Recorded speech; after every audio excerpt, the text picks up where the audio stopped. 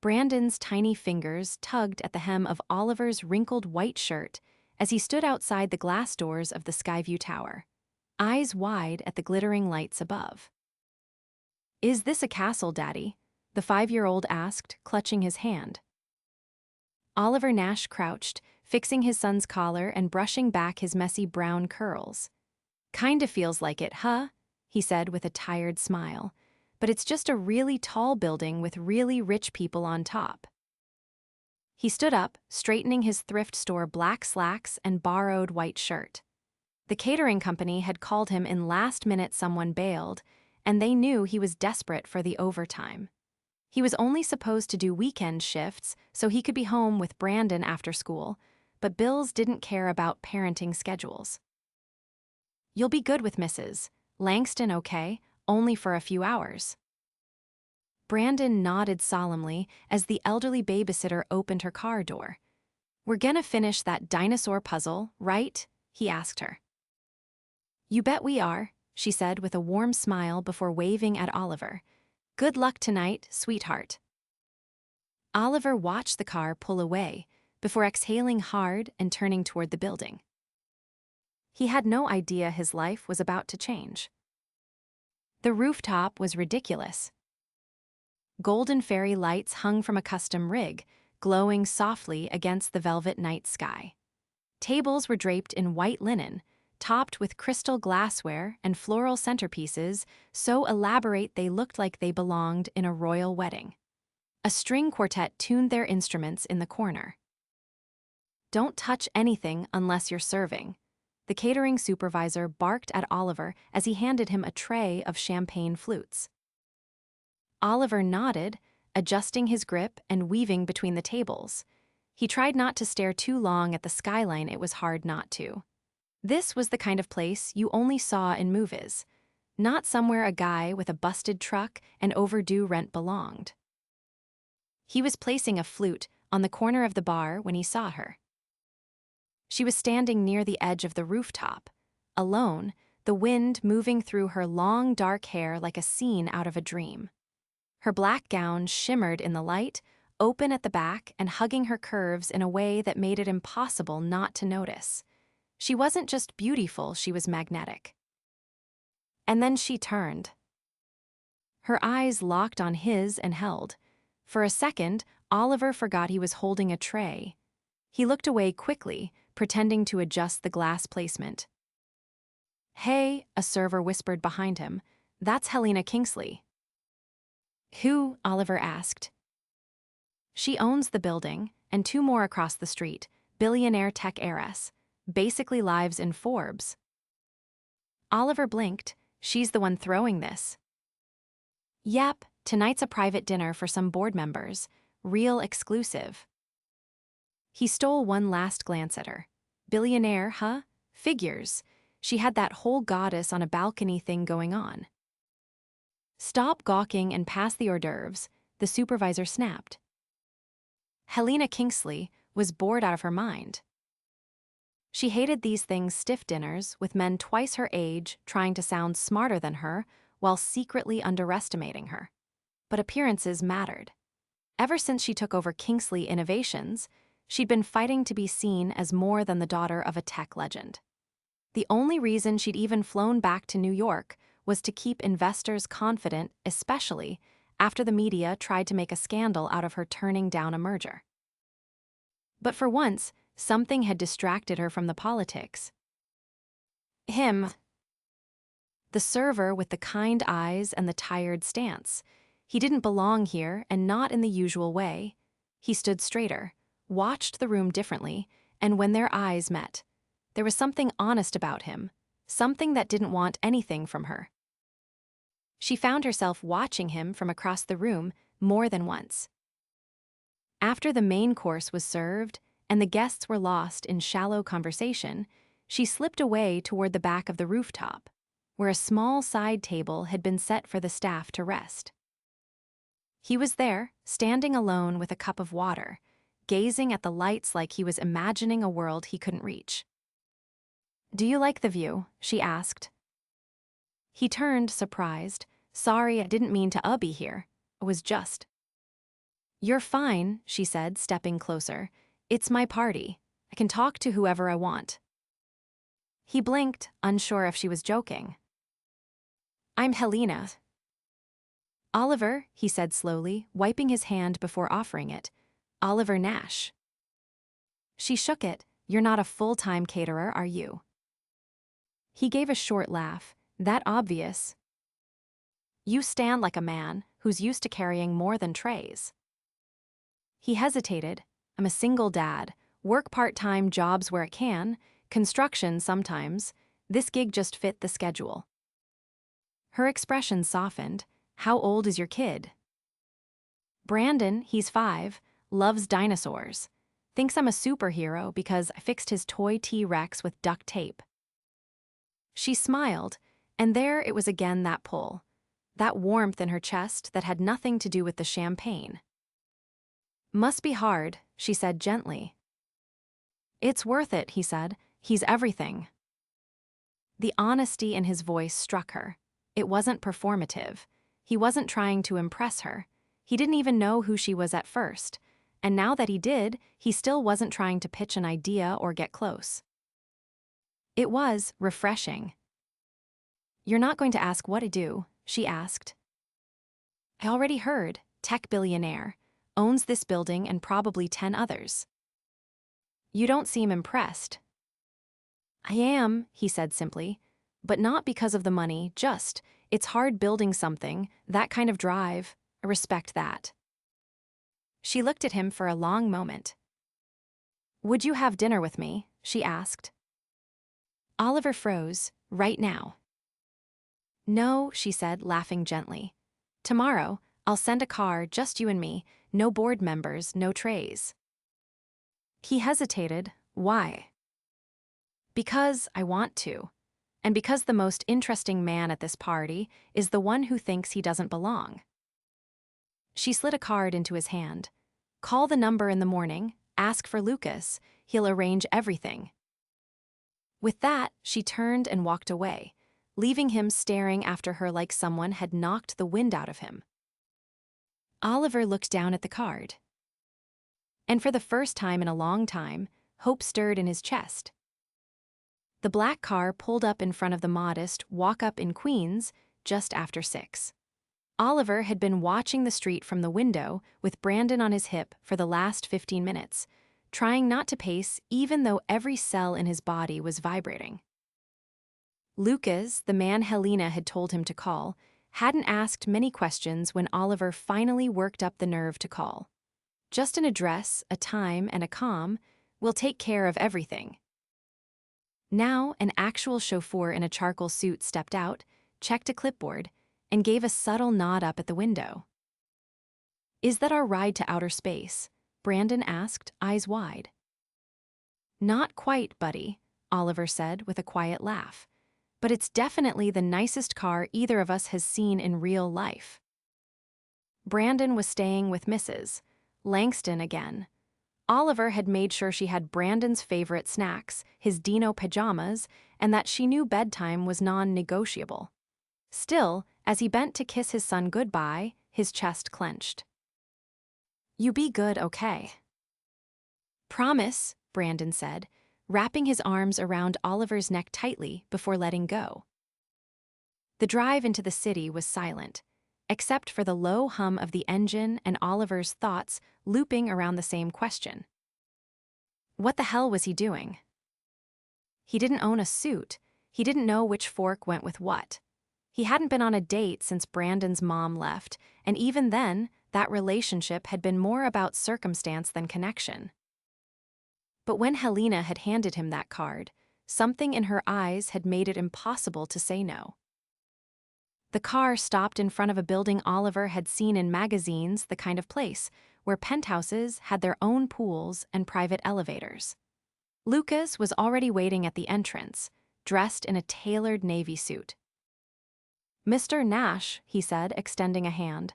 MS, Kingsley is expecting you. Oliver followed him through a marble lobby that gleamed like it had never met dirt. The elevator didn't have buttons, just a keycard scanner. Lucas swiped, and the doors slid open. They ascended in silence. Not the awkward kind, the kind that made you feel like something important was about to happen. When the doors opened, Oliver stepped into a space that didn't look real.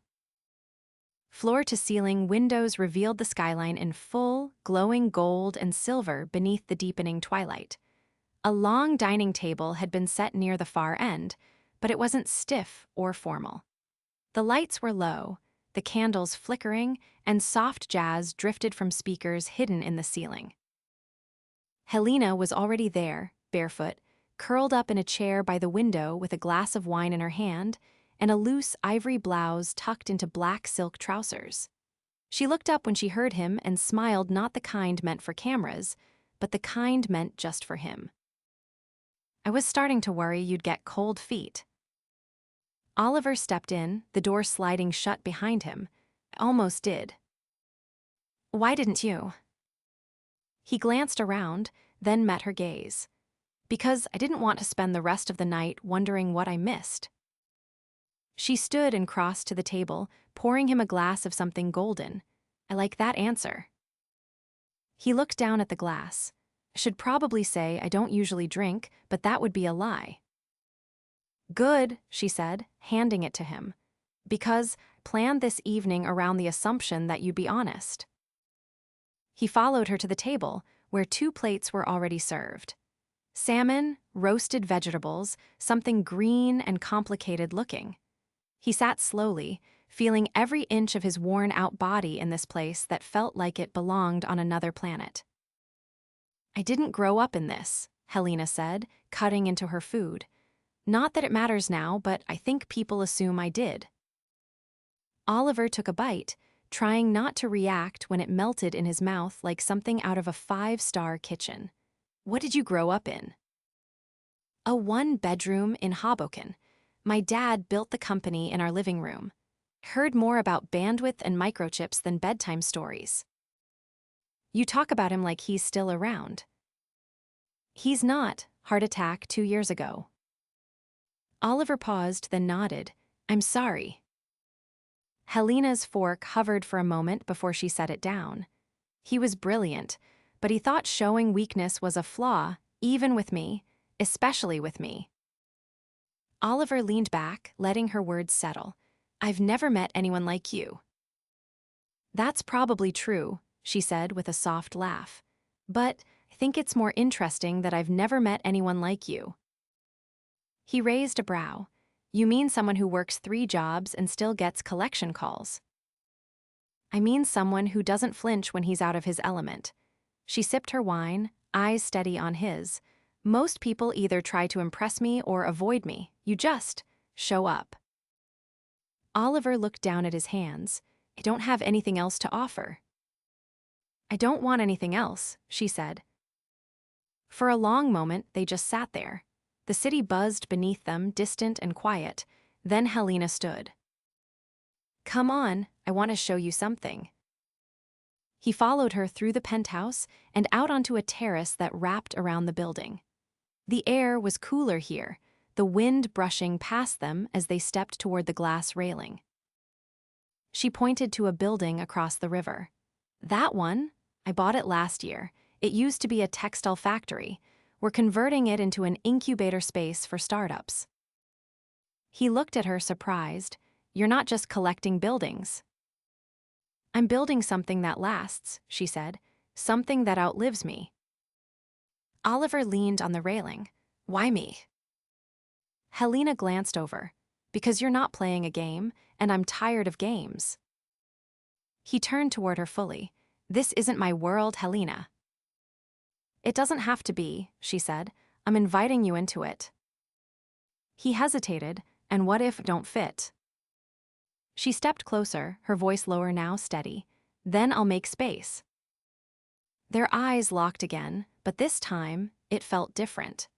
The air between them tightened, charged with something neither of them could name yet, but neither wanted to stop. I should get home soon, he said after a pause. Brandon'll be up early. She nodded, of course.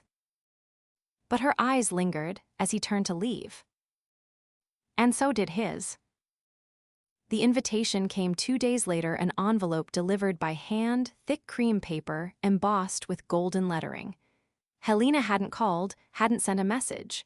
Just the card, tucked inside with a note in swirling handwriting. Saturday, 7 o'clock. Wear whatever makes you feel like yourself. Oliver stood in the doorway with Brandon beside him, the envelope open in his hand, the words echoing louder than they should have. "She wants to see you again, Mrs." Langston asked, peering over her glasses as she folded laundry at her kitchen table. Oliver nodded slowly. "Yes." "She's serious, then." He didn't know what to say to that. Saturday arrived with a nervousness he hadn't felt since the day Brandon was born. He stood in front of the mirror, tying the tie Helena's assistant had sent over along with a tailored charcoal suit that fit as if it had been made for him from memory. He hadn't asked for it. He just found the garment bag hanging on his apartment door when he got home from work. Brandon sat on the side of the bed, swinging his legs and inspecting one of the buttons on Oliver's cuff. "You look like the guys in those movies you never let me watch," he said. "Yeah," Oliver asked, adjusting his collar. "Yeah, like you're going to save someone." Oliver looked at his son in the mirror, that small face filled with wonder and absolute belief. Maybe damn. This time, the car didn't take him to the penthouse. It stopped at a gallery tucked between two older buildings in Soho, the facade minimal but elegant, a single gold K etched into the glass door. Inside, the space was quiet. Paintings lined the walls, but not the kind he'd expected. They weren't abstract or cold, they were vivid, intimate scenes of city life. A mother braiding her child's hair on a fire escape, an elderly man feeding pigeons in the park, a street musician with a violin under a bridge. Each one pulsed with emotion and color. Helena curated all of these, a woman at the front desk said before he could ask. "She's upstairs." He found her on the second floor, seated on a velvet settee near a floor-to-ceiling window, the city lights flickering against her skin. She looked different tonight, not polished, not styled. Just real. A soft blue dress with sleeves pushed to her elbows, curls loose around her shoulders. "You came," she said without standing. "You invited me," he replied, stepping closer. She tilted her head. "Do you like the paintings?" "They hit hard," he said, "in a good way." "That's the point. I bought this building last year. It was a storage facility, turned it into a space for local artists, people who don't get invited to the big galleries uptown. I didn't want it to be about names, just stories." He turned to the nearest painting, a woman sitting alone on a subway platform, her face captured in a way that made it impossible to look away. "Why show me this?" "Because I want you to understand the parts of me that don't fit in skyscrapers and boardrooms," she said. "This matters more to me than any stock price ever could." He looked back at her. "Why?" "Because this is where I feel something." She stood, walking toward him. "Every time I'm with you, I feel like I'm not pretending." Oliver's breath caught. "Neither am I." She reached for his hand, threading her fingers between his. "I know this isn't simple." "I have a son," he said. "That's never simple." "I know," she said, "and I'm not asking you to pretend I don't." He studied her face, expecting hesitation, but finding only certainty. "There's a world I live in," she said, "and there's a world you survive in. I don't want to drag you into mine if it's going to break you." His fingers tightened around hers. "Maybe I don't want to survive anymore. Maybe I want to live." Her breath trembled just slightly. "Then live with me, even if it's messy." He stepped closer, his voice lower now, thick with emotion. "I don't know how to be what you're used to." "I don't want what I'm used to." She reached up, her palm brushing the side of his jaw. He leaned into it without thinking, without pause. And then her mouth was on his, soft and certain, the city spinning around them as everything else fell away. When they parted, she rested her forehead against his. "Come with me tomorrow." "To where?" "A benefit gala. I'm supposed to make a speech, shake hands, wear a dress that costs more than a car. But I don't want to go alone." Oliver laughed softly. "I don't even own cufflinks." "I have people who do," she said, smiling just barely. "Let me take care of it." He hesitated. "This doesn't scare you?" She pulled back enough to look him in the eyes. "It terrifies me." "Good," he said, because I was starting to think I was the only one. Later, as he rode the elevator down and stepped into the car waiting for him, Oliver wasn't thinking about the gala. He wasn't thinking about the suit, or the champagne, or the way cameras would flash. He was thinking about the way her hand had felt in his, like it had always belonged there. And for the first time in years, he realized he wasn't afraid of the future. He was racing toward it. The gala was held in a mansion overlooking the river, the kind of estate Oliver had only seen in glossy magazines at the barber shop. A stone drive curved through a manicured garden lined with torch-lit hedges. Valets in black jackets guided vintage cars and sleek sedans into a crescent-shaped courtyard. Oliver stepped out of the town car, the tailored tux Helena's team had delivered fitting like it had grown on him. He adjusted the silver cufflinks, still uncertain whether he should be walking into this world or watching it from outside. But when he saw Helena at the top of the steps, descending slowly in a deep sapphire gown that moved like water, any doubt vanished. Her eyes found him instantly. "You clean up dangerously well," she said once they were close enough to drown out the sounds of the string quartet drifting from the fountain. "And you look like the reason half the stars in the sky feel unnecessary tonight." She laughed, not delicately freely. Careful, that almost sounded rehearsed. "If I rehearsed it, I would have messed it up." She took his arm, and they entered the ballroom together. Inside, chandeliers shimmered above polished floors, and conversations floated like perfume soft, expensive, weightless. Waitstaff moved between guests with trays of oysters and champagne.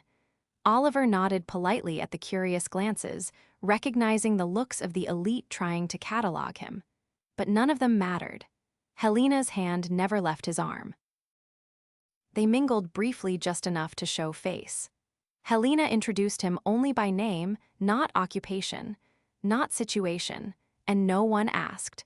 Her presence alone demanded enough respect to silence curiosity.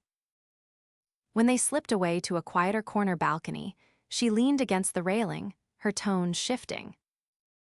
"My board thinks I'm here to charm donors, secure another round of funding, reinforce my image." He joined her, glancing through the arched opening at the ballroom. "Aren't you?" "I'm here because I wanted to walk in with you." He studied her profile in the warm light. "You could have brought anyone." "No," she said, turning to face him fully. "I really couldn't have." Silence pulled between them, but it wasn't empty. It carried weight, the kind that only came when two people stopped pretending they had more time. "I've been thinking," Oliver said finally, "about what this is, about what happens after tonight." Helena's eyes didn't waver. "Tell me." "I've got a kid who still thinks grilled cheese is fine dining. I don't come from money, I don't have a degree, and I don't know how to disappear into a world that wears silk like armor." "You don't have to disappear," Helena said quietly. "You just have to be here." "I want to be," he said, "but I can't do it halfway, not with you and not with him." "You won't have to." He looked down, voice lower now. "I don't want Brandon growing up thinking this was something I stumbled into. I want him to know I chose it, chose you." Helena stepped forward, her fingers curling around his lapel. "Then let's stop waiting." He blinked. "What do you mean?" "I bought a property on the edge of the Hudson," she said. "It's being renovated into a community development hub. After the gala, I'm taking over the planning myself. I need someone who understands what it means to build from the ground up, someone who knows what it's like to fight for every inch of progress. You want me to work with you. I want you to build it with me, she said.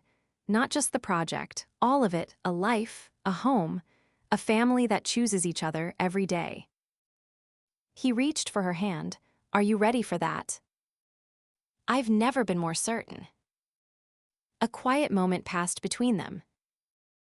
Then she added, I'm not asking you to leave your world. I'm asking you to let me into it. He didn't answer right away.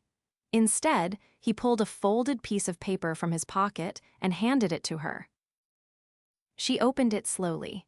It was a drawing done in crayon, slightly smudged, with bold uneven letters above a stick figure trio, 2 tall, 1 small. A rough sketch of a house stood beside them. Brandon drew it this morning, Oliver said it was a picture of us, said he hopes we build it someday. Helena's eyes shimmered, and she carefully folded the paper, tucking it into her clutch like it was priceless. Then we better get started, she whispered. Later that night, they left the gala early. Not in a limo, not in a flurry of photographers. Just the two of them, walking hand in hand beneath the trees that lined the estate's drive, the noise of wealth fading behind them. They arrived at Helena's townhouse just before midnight. The lights were low, the staff dismissed. Oliver stood in the middle of the entryway, his fingers brushing the banister carved from dark walnut, the tile cool beneath his shoes. I want to wake up tomorrow and take Brandon to breakfast, Helena said, toeing off her heels. Just the 3 of us, somewhere with syrup that comes in plastic bottles and booth seats that squeak. You sure? Absolutely. They didn't touch that night, not in the way that would have been easy or expected. They sat on the couch, sharing stories until their words slurred from exhaustion.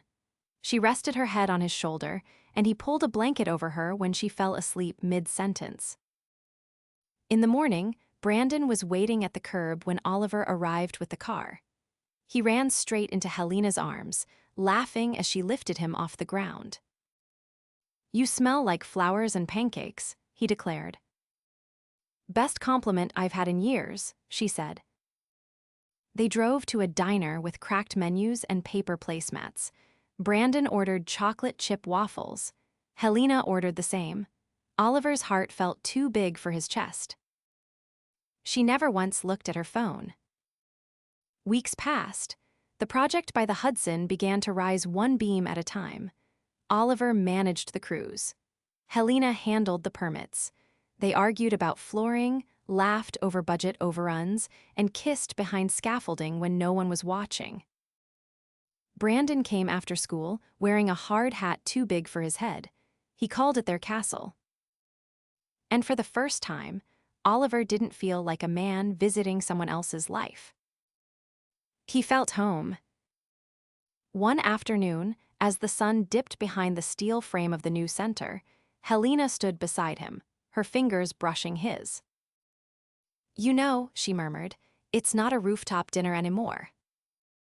He turned toward her. No. It's a life, and it's ours. He kissed her, slow and certain, the kind of kiss that doesn't end things but begins them. And when they walked back to the car, Brandon skipping ahead, Oliver paused to look back at the beams rising behind them. I never guessed this would happen, he said. Helena smiled. Neither did I, but I'm so glad it did. The first spring rain came down in sheets, turning the city into a blur of reflections and motion. From the large glass windows of the community center's main floor, Helena watched Oliver haul a tarp over the last stack of lumber outside, his shoulders soaked, hair plastered to his forehead. He wasn't meant to be working today, but one of the foremen had called out, and without hesitation, Oliver had thrown on his boots and gone out into the storm. I told you I could have handled it, she said once he came inside, dripping and grinning. And missed the chance to impress you? Never, he replied, shaking the water from his sleeves. That ship sailed the night you carried my tipsy self down 4 flights of stairs after the benefit party, she said, tossing him a towel. He leaned against the doorway, toweling off, his eyes never leaving hers. I wasn't trying to impress you then. I just didn't want you to break your neck in heels. She stepped forward, so strictly practical. He pulled her gently toward him, very just like this. Their lips met in a kiss that tasted of rain and quiet promises, the kind that didn't need words to be understood. Outside, the storm eased into a light drizzle, and the faint sound of Brandon's laughter echoed from the temporary playroom down the hall. One of the volunteers, a retired teacher named Ruth, had taken over babysitting duties during construction days, and Brandon had taken to her like ivy on brick. Helena rested her head against Oliver's chest. We're almost there. A few more weeks and we open. He tightened his arms around her. Feels like we've been building more than a center. She looked up. We have.